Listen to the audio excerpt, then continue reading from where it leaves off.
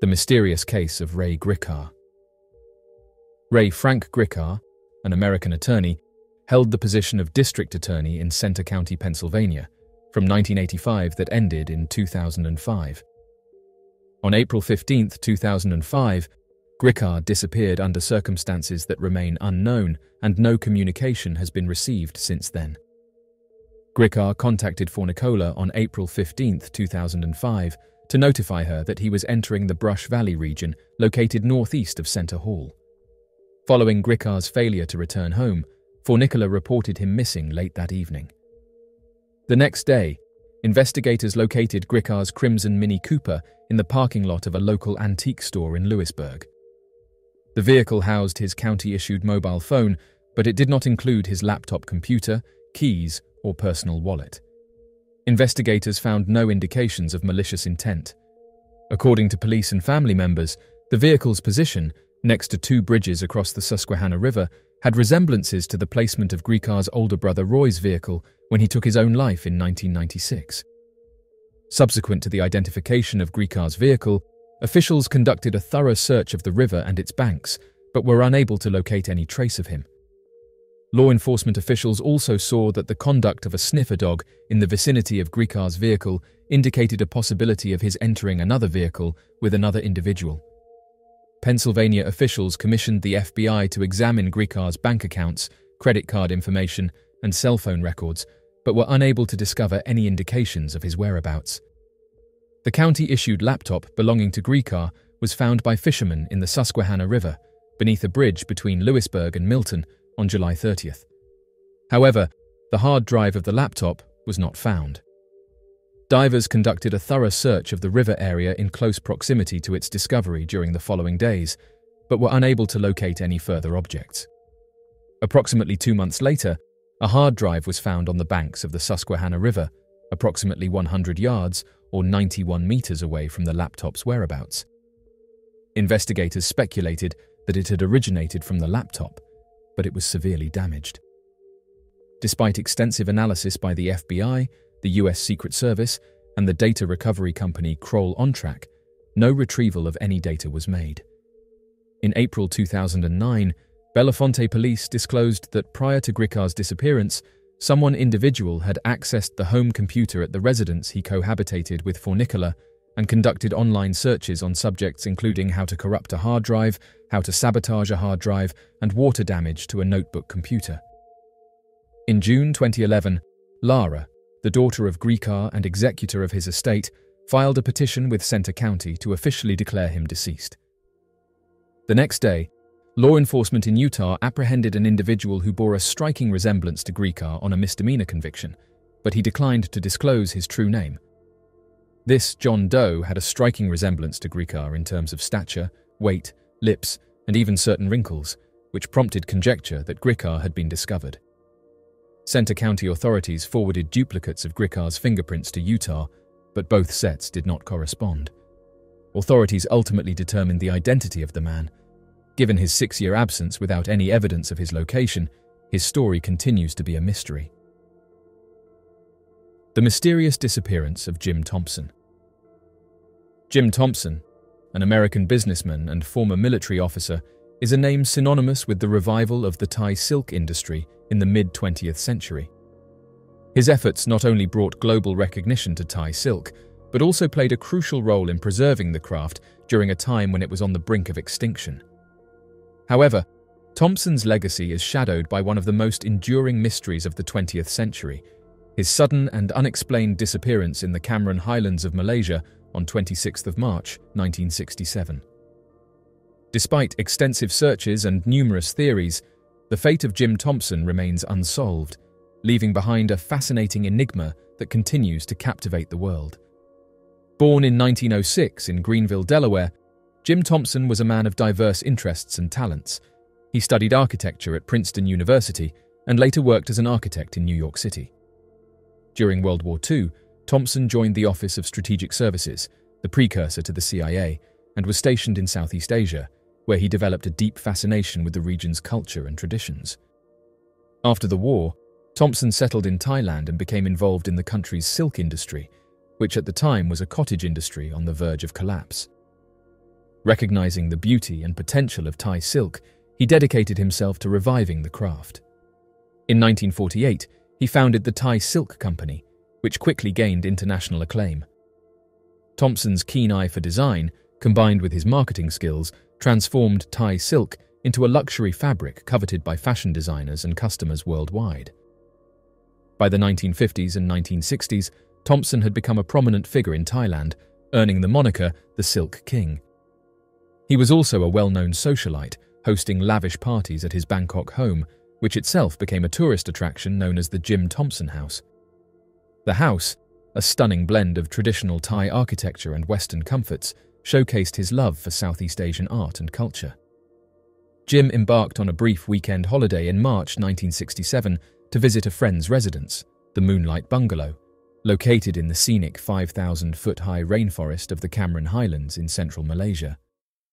On the Sunday of Easter, March 26th, he attended church, had lunch with his hosts and a companion, and then took a stroll in the afternoon while they were taking a nap. The most extensive land search in Southeast Asia was conducted, involving hundreds of individuals working full-time for 11 days.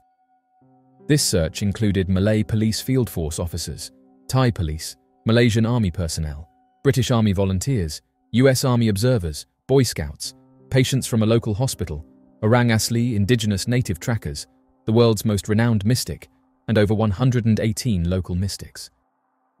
One scholar posits that the solution to Thompson's mystery could be found in certain bone fragments unearthed in the Cameron Highlands in 1985.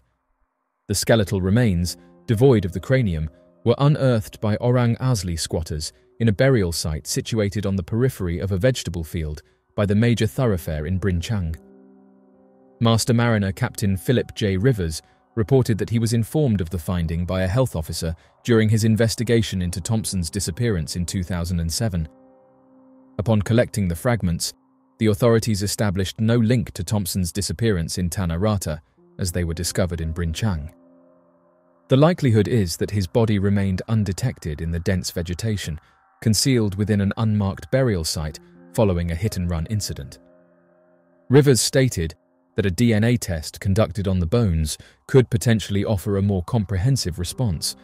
Thus far, there has been no definitive verification that the bones are the legitimate remains of Thompson.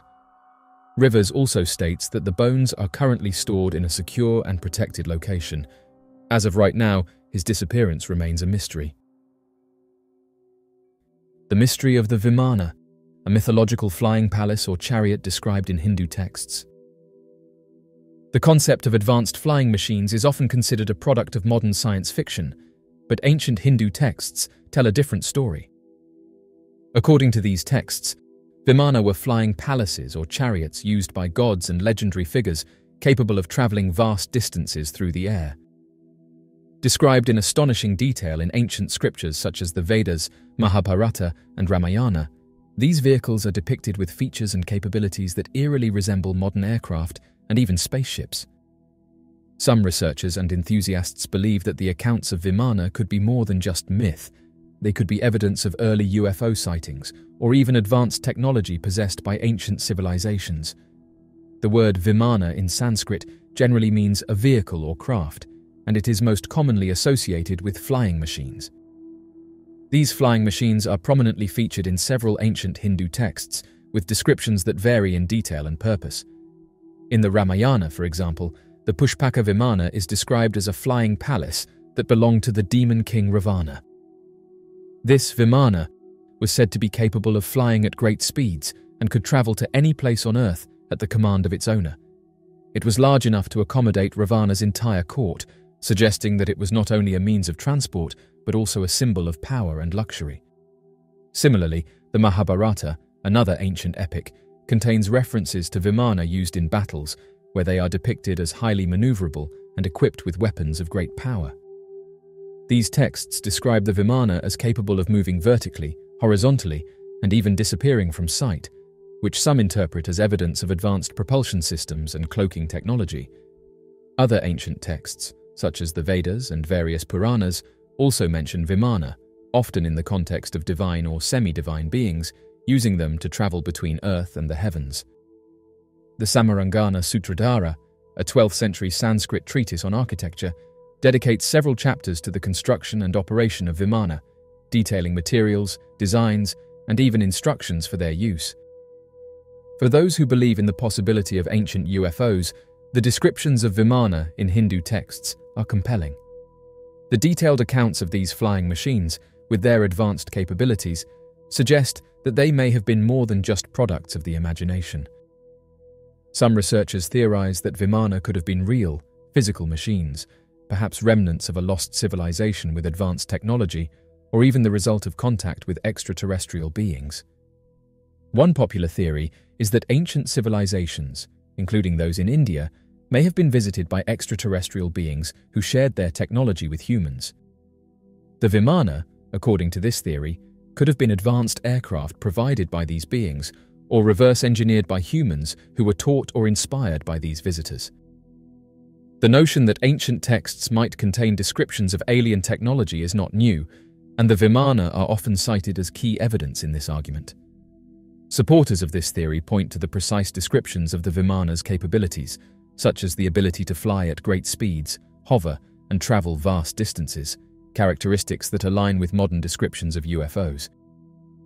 They also highlight the fact that these texts were written thousands of years ago, long before the invention of aircraft, suggesting that the knowledge of such technology must have come from an external source.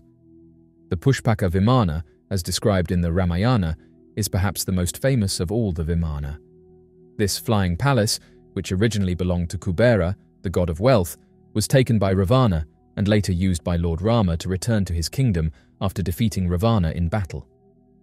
The Pushpaka Vimana is described as a magnificent vehicle, capable of flying through the sky at the speed of thought, guided by mental commands rather than physical controls.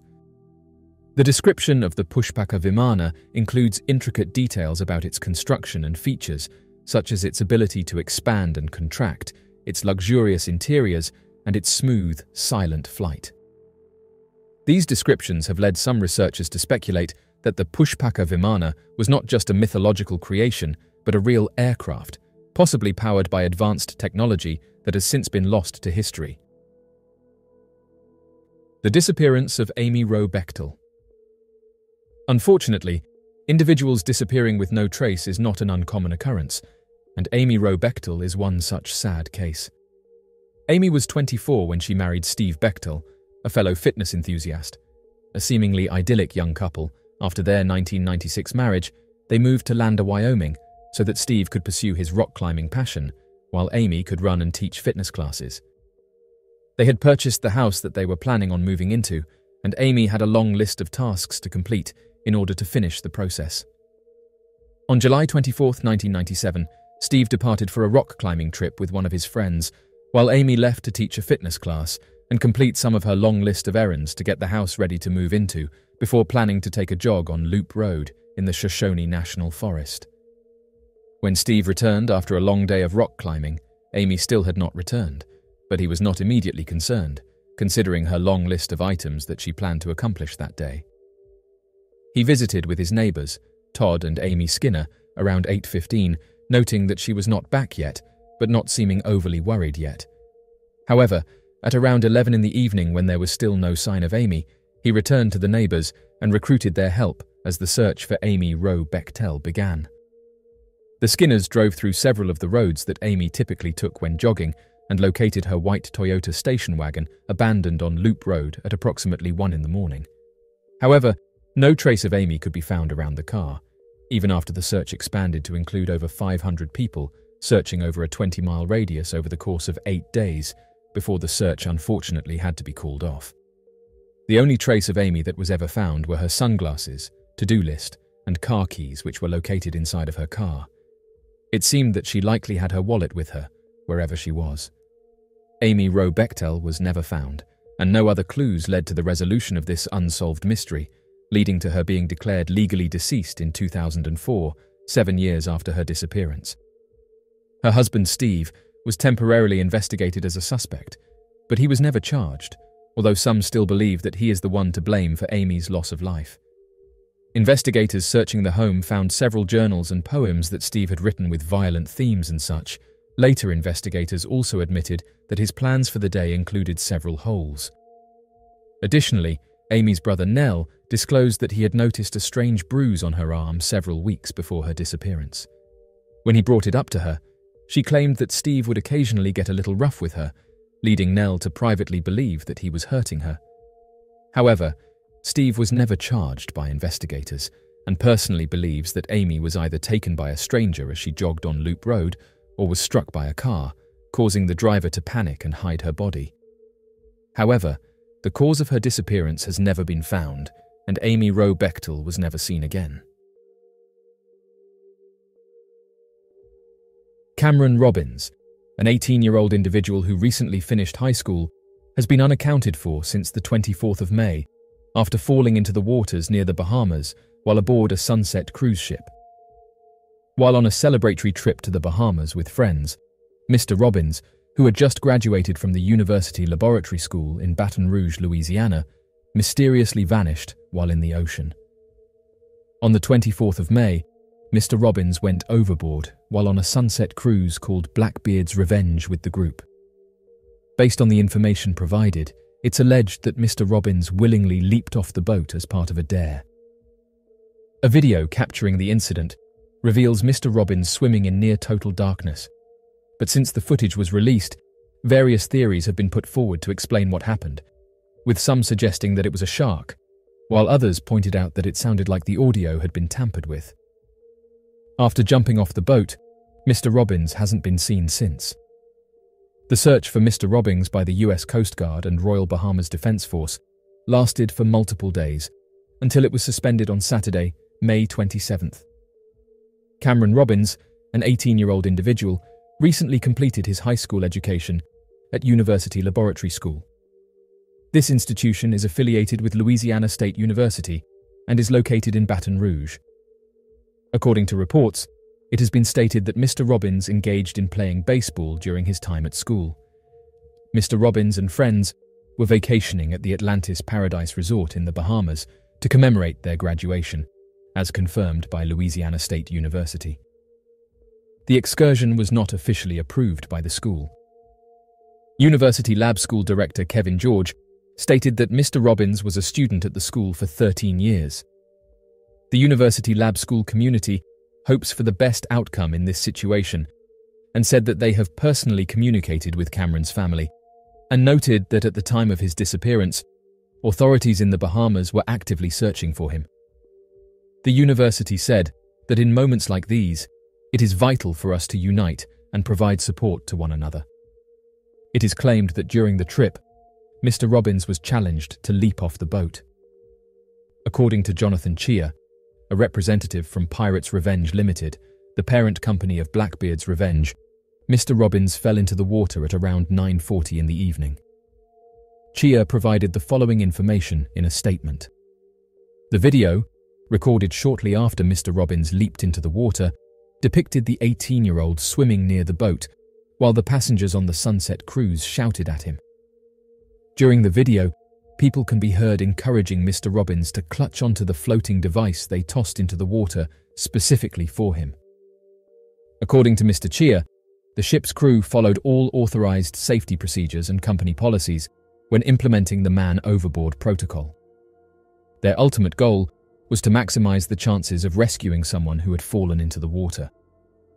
According to a video posted on Facebook, Commodore Raymond King of the Royal Bahamas Defense Force stated that the location where Mr. Robbins reportedly jumped into is known for having a high presence of sharks, and those who've analyzed the video have said that you can see shadows swimming closely to Mr. Robbins, causing some to suggest that a shark could have been responsible, as bull and tiger sharks can be found in the Bahamas.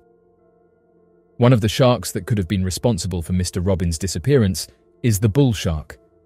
Bull sharks are known for their aggressive behavior and are considered one of the most dangerous shark species when it comes to interactions with humans. Bull sharks are found in coastal waters around the world and are known for their tolerance to both saltwater and freshwater environments. One of the reasons bull sharks are considered dangerous to humans is their proximity to shorelines and popular swimming areas. Unlike many other shark species that inhabit deep offshore waters, bull sharks are commonly found in coastal regions, including bays, harbors, and river mouths. This close proximity to human-populated areas increases the likelihood of encounters between bull sharks and swimmers, surfers, and divers. Bull sharks are known for their aggressive nature and have been involved in a significant number of unprovoked attacks on humans. They have a reputation for displaying territorial behavior and are more likely to engage in aggressive encounters than other shark species.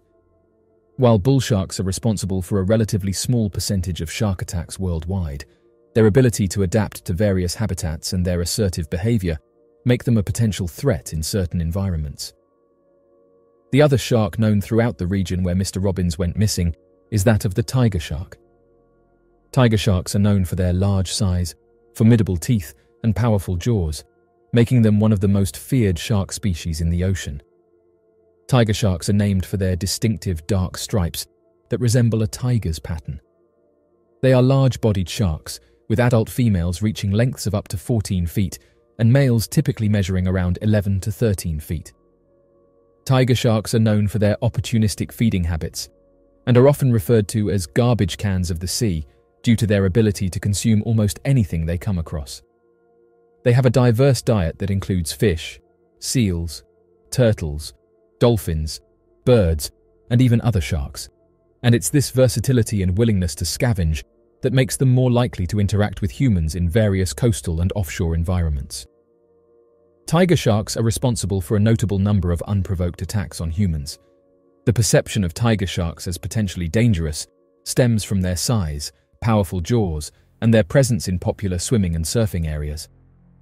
They are commonly found in warm coastal waters around the world, including the tropics and subtropics. This overlap with recreational activities increases the likelihood of encounters between humans and tiger sharks. The US Coast Guard has not verified the rumors suggesting that the waters are populated by sharks. The US Coast Guard, District 7, was notified by the Royal Bahamas Defense Force at approximately 11:30 in the evening regarding the incident of Mr. Robbins falling overboard. This information was conveyed in an official statement issued by the Coast Guard. In an official statement, Lieutenant Commander Matthew Spado, the Coast Guard liaison officer to the Bahamas, announced that the US Coast Guard District 7 has dispatched several search and rescue resources following a request for assistance from the Royal Bahamas Defense Force. Mr. Chia stated that Pirates Revenge Limited had a close collaboration with the Bahamian authorities and the US Coast Guard throughout the incident, and said that during the investigation, they were committed to ongoing cooperation with the authorities. Over the course of multiple days, both the Coast Guard and the Royal Bahamas Defense Force conducted an extensive search in the area where Mr. Robbins went missing, thoroughly scouring both the location itself and the surrounding waters. This search was conducted utilizing air crews and employing specific search patterns. After conducting an extensive search over an area of over 325 square miles, the Coast Guard, in collaboration with the Royal Bahamas Defense Force, wrapped up their search operations on May 27th. In the statement, Mr. Spado conveyed that the Royal Bahamas Defense Force had notified them about the suspension of the ongoing search efforts and their decision to not seek additional Coast Guard assistance. He also expressed his deepest condolences to the family and friends of Cameron Robbins in light of this news. During an official statement, Mr. Chia expressed that Pirates Revenge Limited thoroughly assessed and evaluated their safety measures and protocols. They are assured that the company's practices have consistently aligned with the top industry standards, ensuring the safety of their passengers. With the approval of the Bahamian authorities, Pirates Revenge Limited has commenced the operation of their cruise ship once again. In addition, Mr. Chia extended his gratitude to the crew for their unwavering professionalism and proficient execution of their responsibilities throughout the incident. There's many who've said that the video can be solved by identifying the mysterious shadows that emerge in the water, which caused him to swim away hastily. There has been online speculation triggered by the video suggesting that Robbins's demise may have been caused by a shark pursuing him. Several individuals have asserted that they can distinctly discern a shark in the footage. As mentioned, Commodore Raymond King of the Royal Bahamas Defense Force confirmed that the region where Robbins fell overboard is heavily populated with sharks. Other users pointed out that they noticed the presence of a shark on the left side of the video, while one user confidently claimed to have spotted a fin in the short video clip. The Bahamas, with its crystal-clear waters and stunning coral reefs, is a popular destination for beachgoers and water enthusiasts. However, amid the beauty and serenity of these turquoise seas, there is a lurking fear that captivates the minds of many: shark attacks. Shark attacks are a rare occurrence in the Bahamas, but they do happen. The archipelago is home to various species of sharks, and while sharks are an essential part of the marine ecosystem and play a crucial role in maintaining the balance of the underwater world, their encounters with humans can sometimes result in negative outcomes. Several factors contribute to shark attacks in the Bahamas. One of the primary factors is the interaction between humans and sharks in their natural habitat. The Bahamas offers exceptional diving and snorkeling opportunities, where tourists and locals can explore the vibrant coral reefs and swim alongside marine life. While these experiences are captivating, they can bring humans into close proximity with sharks, increasing the chances of an encounter. Another factor is the presence of bait and food sources in the water. Fishing and the improper disposal of fish waste can attract sharks to areas frequented by humans. Additionally, certain activities, such as spearfishing or fishing with bait, can unintentionally draw sharks closer to humans, creating a higher risk of an encounter. In the case of Mr. Robbins, some have suggested that the group may have been unknowingly chumming the water by accident, and they could have been doing this by dropping food into the water, which would have attracted wildlife. It is essential to note that the vast majority of shark encounters do not result in attacks.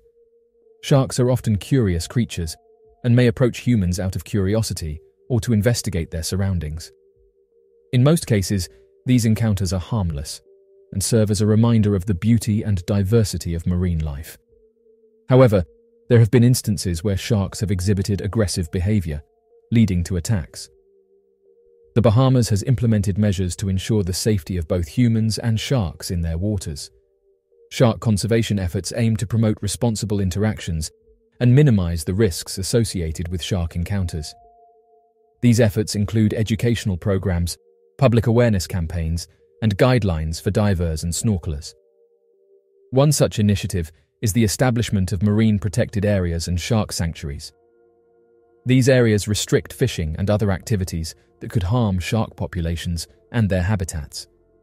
By protecting these vital areas, the Bahamian government aims to maintain the delicate balance of the marine ecosystem and ensure the long-term survival of sharks and other marine species. The discovery of giant skeletons in the United States has long captivated the imagination of people around the world. Tales of enormous humanoid remains, often referred to as giant skeletons, have fueled speculation about a hidden chapter of human history. According to various sources such as newspaper articles, scientific journals, historical documents and photographs, over the course of 2 centuries in North America, more than 1,000 skeletal remains of individuals who measured at least 7 feet in height have been discovered. These accounts reach from the east to west coasts of the United States and describe anomalies such as skulls with elongated shapes, excessive teeth, and jawbones that dwarfed the finder's face. The information that has been amassed on these discoveries is well documented. During the 1800s, it was reported that enormous skeletal remains were found in the burial mounds of North America.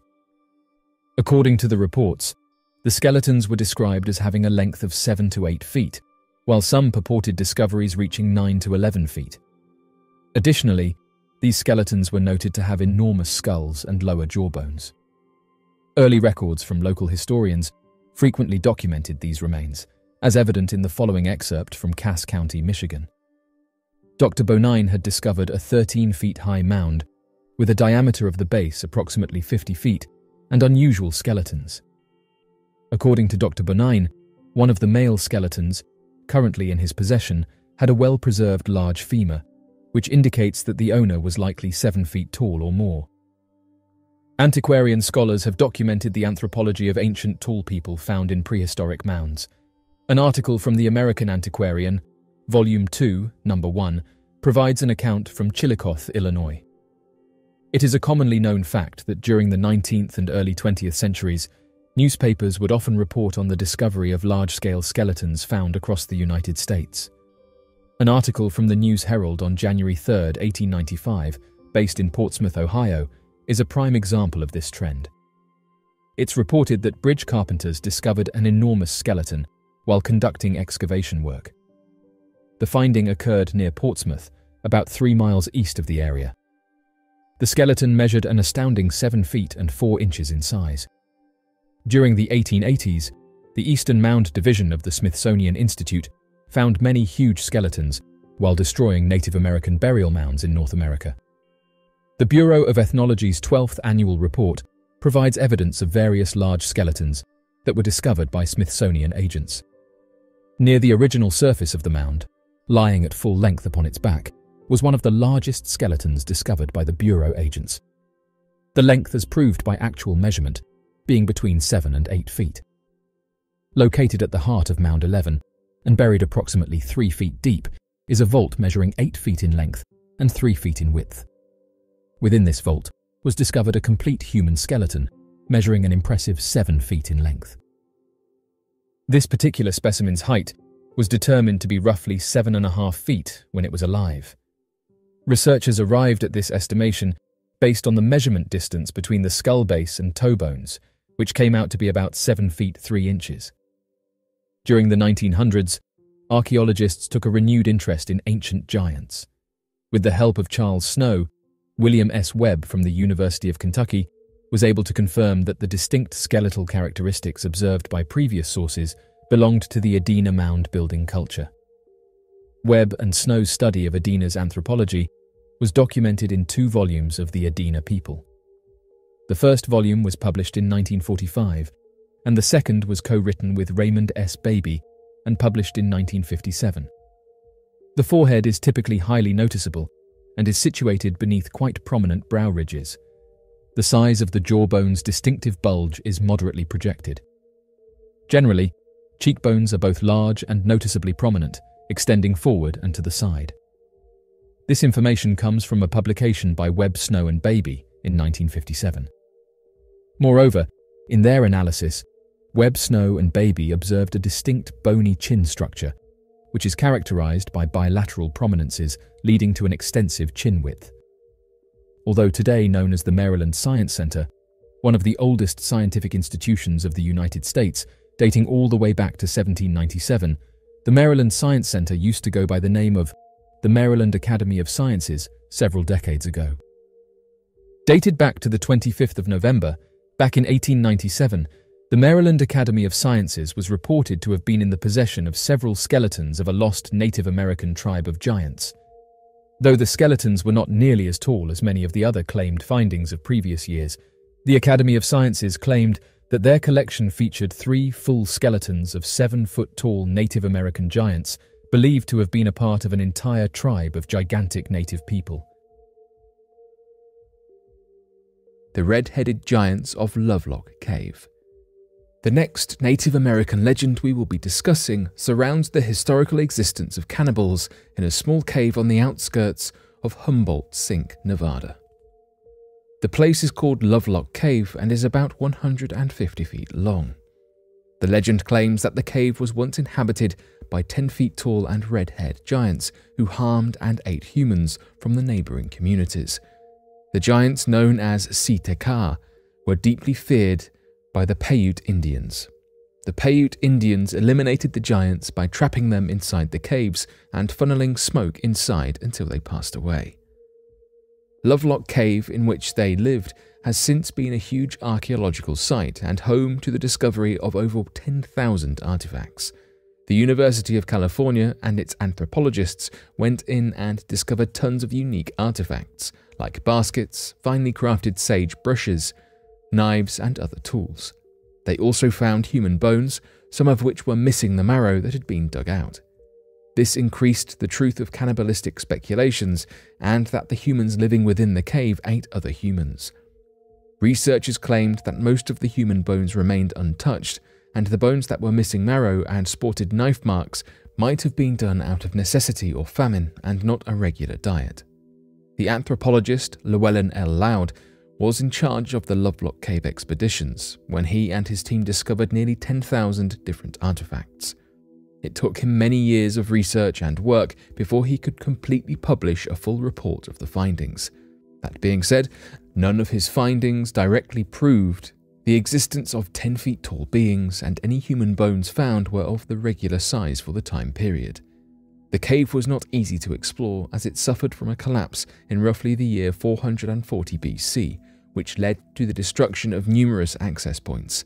This likely influenced the residents of the cave to leave and find a home elsewhere. The new residents of the cave were mainly bats that, over time, caused a large pileup of guano to cover the ground and all the artifacts. The cave has since been the site of many expeditions from various facilities and research centers, but none have yet to uncover any scientific proof of 10 feet tall giants. Sacsayhuaman in Peru. The word Sacsayhuaman comes from the Quechua language, translates roughly to royal eagle, or more literally, the place where the hawk was satiated. It is thought that it gained this name due to the high presence of these birds in the area where the structure was built. Sacsayhuaman is an architectural complex in the city of Cusco, Peru. The building was erected by the Incas in the 15th century under the 9th Incan leader, Pachacuti Inca Yupanqui, and his successors. A project as massive as this necessitated the hard work of at least 20,000 labourers, which were divided by the thousands and given jobs such as quarrying duties, digging trenches, and laying the foundations of this huge monument. This fortress is the largest built by the Incas. It was constructed on an elevated rocky head facing the northern marshy ground outside the Incan capital, Cusco. The Incas were known as master stonemasons, and their abilities are demonstrated wonderfully in this building. It was built using dry stone walls and boulders that were fit tightly together using mortar. Although they did not use anything to cement the stones together, their mechanics ensured that the building stood strong and stable. The huge blocks of stone making up the temple were shaped using nothing but harder rocks and bronze tools. Based on the marks left on these stones, researchers believe they were mostly pounded into shape rather than being cut. The blocks must have been moved around using ropes, levers, poles, and earth-made ramps. This is evident due to the indentations that remained on the stones even after they were fit into place in the building. It was built to withstand earthquakes and the damage from such natural disasters through the interlocking of the blocks and sloped walls, which maximized protection. It is definitely apparent that this proved to be successful, as the building has survived over 500 years of earthquakes. The area also contains a variety of buildings, such as residential spaces, towers, holy places, warehouses, roadways, and aqueducts. The positioning and placing of the area is similar to other Incan locations, like the Machu Picchu. It stands as a testament to the Incas' skills in architecture and their ability to create a structure that worked in harmony with the natural landscape of the place. It is simply incredible to see the remains of history and the magnificent skills and abilities of those who lived before us, and to be able to witness the architectural pursuits that were accomplished without the use of modern technology and resources. Tesla want to make humanoid robots. A robot uprising is part of many sci-fi and dystopia classics, though with the robots that are being developed, from Alexa to more complex AI, some are worried that it will not be long before this terrifying trope is part of our lives. This is not helped by the 2021 announcement that Tesla is working on a TeslaBot, a humanoid robot that Elon Musk claims could have a working prototype by 2022. Musk has said that the TeslaBot will take care of chores and jobs that us humans just are not fans of. As he continued to describe the robot, he said the AI technology that goes into the TeslaBot will be the same used in the cars, though this humanoid will be decked out with an intricate camera setup to keep an eye on what is going on in the world. A frankly, quite unnerving design is going to be about 1.7 meters tall. Musk has said that the robot is intended to be friendly. While in the world of AI, there may not be definite answers nor a great deal of certainty, be intended does not fill us with a great deal of reassurance. The purpose of the robots is to take off of our hands the jobs that we just do not want to do. These were described by Musk as those that are dangerous, repetitive, and boring. The idea is that any physical work will eventually become optional, thanks to the Tesla bot. A function that looks as though it could be featured is the ability for the robot to understand simple instructions, such as picking up groceries for you. Musk hopes that the Tesla bot could even fill the labor gap, though others are concerned about jobs being taken away from humans in need of work. Of course, the Tesla cars themselves have not come without criticism, with many questioning the capabilities of the self-driving features, following the National Highway Traffic Safety Administration claiming to have identified 11 crashes being the fault of the Tesla cars hitting emergency services vehicles that were parked in the road. One incident resulted in a fatality and in total 17 injuries. Despite these incidents, Musk maintains his view that the Tesla self-driving system is safer than humans on the road. Whatever your personal opinion is, I am sure you can understand the concerns of those wary about the Tesla AI in cars, never mind the same system being used to create humanoids allegedly capable of taking jobs over for us. The world of AI is controversial as it is, though the work of Tesla and Elon Musk himself has caused an even greater divide, with some cheering on the scientific advancements and others wary of the economic and social implications. This expansive road materialized along the coastline of Sakhalin Island. The mysterious photographs quickly led to the emergence of various theories regarding a potential lost civilization.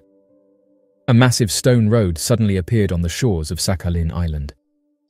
Although it was only visible for a brief period of time, it attracted enough attention for hundreds of photographs to be captured. The unexpected appearance startled the residents of the island, and many of them said that the mysterious road appeared out of nowhere.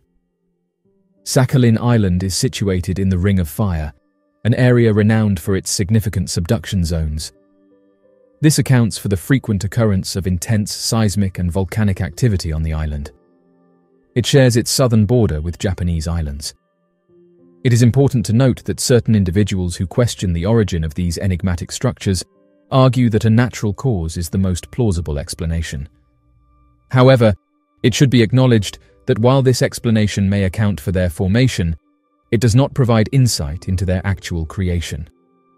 The massive road can be observed to bear a striking resemblance to those constructed by ancient civilizations, but it has been noticeably weathered by the relentless force of the sea. Therefore, numerous individuals have expressed the desire for a comprehensive geological or archaeological examination to be conducted on this enigmatic formation. It is important to mention that in close proximity to that location, along the coast of Japan, there exist enigmatic underwater structures known as yonaguni. Various researchers have suggested that these submerged structures are associated with the mysterious civilization known as Mu. The expansive highway running along the coastline of Sakhalin bears a striking resemblance to the well-known Bimini Road, which is believed to be the remnants of the mythical Atlantis discovered in the Caribbean Sea. The colossal highway remains shrouded in mystery, with limited information available regarding its nature, except for its remarkable and transitory existence. The allure of the oceans has always captivated human imagination, offering sustenance, exploration, and trade routes to countless civilizations throughout history. However, beneath the depths lies a profound mystery. The ocean's relentless advance has claimed numerous ancient civilizations, swallowing their cities, cultures, and stories into its abyss. The history of humanity is replete with examples of thriving civilizations that flourished along coastlines, deltas, and rivers, only to be engulfed by the rising tides. The lost city of Atlantis, a legendary civilization described by Plato, has intrigued scholars for centuries. Although its existence remains disputed, the narrative underscores the fascination with the concept of a magnificent civilization consumed by the sea. Natural disasters, shifting tectonic plates, and rising sea levels have all played pivotal roles in the submersion of ancient civilizations. The destruction wrought by earthquakes and tsunamis can erase entire coastal communities from the face of the earth. The Minoan civilization, centered on the island of Crete, is an illustrative example. Around 1600 BCE, the cataclysmic eruption of the Thera volcano generated tsunamis that devastated Minoan settlements and contributed to the civilization's decline. Additionally, the inexorable rise of sea levels due to melting ice caps and climate change poses a contemporary threat. The sunken city of Pavlopetri, located off the coast of Greece, serves as a stark reminder of this phenomenon. Submerged around 1000 BCE, the ruins offer insights into early urban planning and societal organization, while also sounding a warning about the environmental challenges faced by modern coastal communities. The stories of these submerged civilizations resonate with profound lessons that extend beyond their historical contexts. They underscore the impermanence of human achievements and the vulnerability of even the most advanced societies in the face of natural forces. The oceans, which once nurtured and sustained these civilizations, now serve as repositories of their memory, reminding us of the transitory nature of human endeavors. Advancements in technology have revolutionized our ability to explore and document the submerged remnants of ancient civilizations. Underwater archaeology, remote sensing techniques, and robotic exploration tools have allowed researchers to delve into the depths and unearth treasures hidden beneath the waves. These discoveries enrich our understanding of history and culture, while offering opportunities for interdisciplinary collaboration between archaeologists, oceanographers, and environmental scientists. Across cultures and civilizations, tales of a catastrophic deluge have been woven into the fabric of human history, leaving an indelible mark on our collective consciousness. From the Epic of Gilgamesh to the biblical story of Noah's Ark, the theme of a great flood that engulfs the world and reshapes humanity's destiny transcends time and geography. The Great Flood narrative is not confined to a single culture. Instead, it emerges as a universal motif that spans the globe. The Epic of Gilgamesh, one of the earliest known works of literature from ancient Mesopotamia, recounts the story of a catastrophic flood unleashed by the gods to punish humanity's transgressions. The tale of Utnapishtim, a survivor of the flood, mirrors the biblical account of Noah's Ark, where a chosen family and pairs of animals are saved from the waters. In Indian mythology, the Matsya Purana recounts the story of King Manu, who is warned of an impending flood by a fish, which later transforms into a giant fish to save him and the world's creatures. Similarly, in the Native American tradition, the Hopi people share stories of the Great Deluge, describing how they were led to safety on the back of a turtle. These diverse flood narratives reflect the human impulse to grapple with questions of mortality, divine intervention, and the cyclical nature of existence. The universality of the theme suggests that, despite vast geographical distances and cultural differences, societies sought to explain the unfathomable forces of nature and their own place within the cosmos. The Great Flood narrative often serves as a moral lesson, reminding humanity of the consequences of hubris and the need for humility and respect for the natural world. It encapsulates a collective fear of the uncontrollable, a reverence for the power of the elements, and a desire for salvation and renewal. While the Great Flood narrative is deeply rooted in mythology and cultural memory, scientific investigations have sought to uncover the kernels of truth that might underlie these stories. Geological evidence suggests that catastrophic floods did occur in various regions throughout history, often resulting from the melting of glaciers, the collapse of natural dams, or tsunamis triggered by seismic events. One of the most notable examples is the flooding of the Black Sea around 7,000 years ago, which may have inspired some of the flood narratives in the region. The Mediterranean Sea once breached the natural barrier, inundating the basin and creating a dramatic flood that could have been etched into local memory and passed down through generations. The Great Flood narrative continues to resonate in modern times, offering insights into the human capacity to grapple with uncertainty and change. These narratives also prompt us to consider the ethical and moral dimensions of our relationship with the environment. They encourage us to reflect on our responsibility as stewards of the earth and the consequences of heedless exploitation of natural resources. The recurring motif of a catastrophic deluge transcends time and geography, permeating the myths and legends of numerous ancient civilizations. The Great Flood narrative holds a profound cultural significance, often serving as a foundation for a civilization's creation myths and religious beliefs. Many ancient societies attached divine meaning to the concept of a flood, using it as a backdrop to explain the origins of humanity, the gods' interactions with mortals, and the cyclical nature of life and death. The universality of the flood narrative could stem from a shared human experience of facing natural calamities, creating an empathetic bridge across cultures. Floods are among the most devastating of natural disasters, leaving a lasting imprint on societies that experienced them. The documentation of the Great Flood may have been a way for ancient civilizations to cope with the fear and trauma associated with such events by imbuing them with meaning and purpose. The documentation of the Great Flood could also be rooted in the environmental realities faced by these civilizations. Many ancient settlements were situated near rivers, lakes, or coastlines, making them vulnerable to flooding. As communities were periodically ravaged by deluges, the experiences of witnessing the destruction and struggling for survival would have etched themselves into the collective memory. Over time, these experiences might have been elaborated upon and integrated into cultural narratives, serving as cautionary tales that reinforced the importance of respecting natural boundaries. The documentation of the Great Flood by so many ancient civilizations offers a window into the intricate interplay of culture, psychology, environment, and shared experience. The universality of the flood narrative demonstrates the profound ways in which humans grapple with the mysteries of existence, our relationship with nature, and the enduring quest for meaning in a complex and unpredictable world. The tapestry of human history is a rich and intricate narrative that spans millennia, shaping the course of civilization as we know it. However, a staggering revelation casts a shadow over our understanding of the past.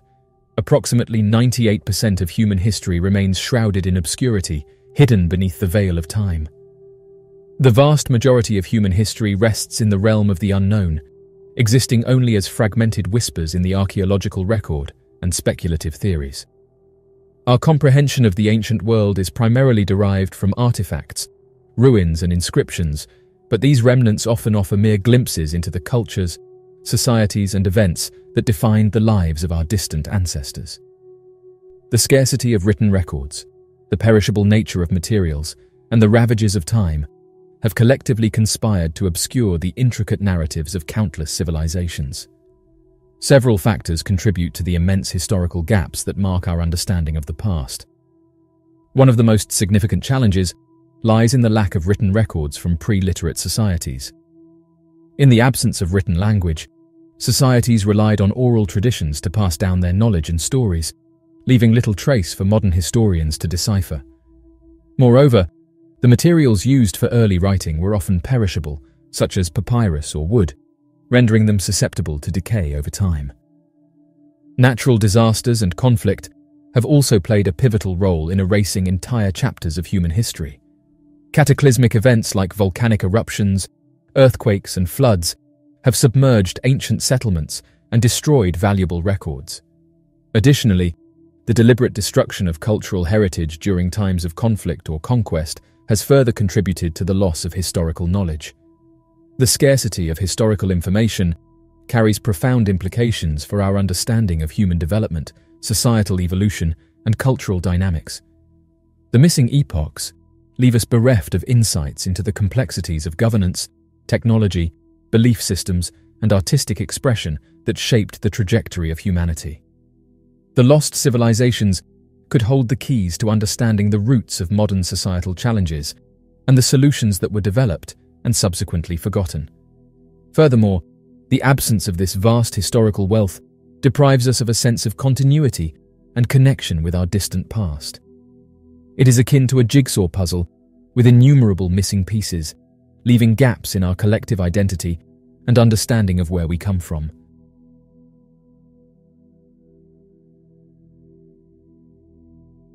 So, what do you make of this mysterious discovery? Be sure to leave your questions and answers in the comment section below and help us to grow this community while working to solve these unexplained mysteries. Thank you for watching, and don't forget to subscribe for more videos.